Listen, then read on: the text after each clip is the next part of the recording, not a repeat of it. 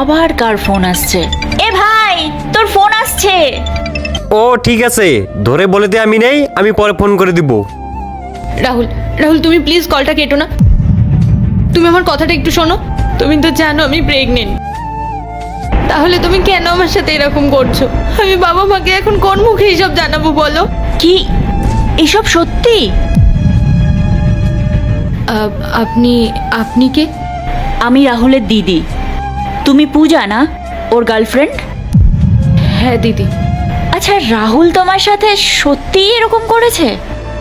হ্যাঁ দিদি, ও না এইসব জানার পর থেকে আমার সাথে কথা বলছে না, আমাকে সব জায়গা থেকে ব্লক করে দিয়েছে। আচ্ছা তুমি শান্ত হও, কেঁদো না, আমি তোমার পাশে আছি।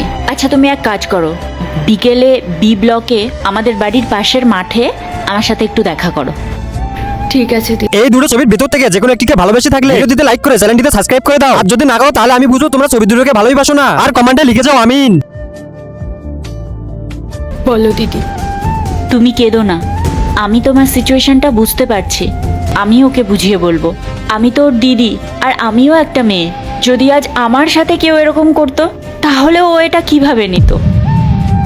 তুমি কোনো চিন্তা করবে না, নিজের খেয়াল রাখো, আমি দেখছি কি করা যায়।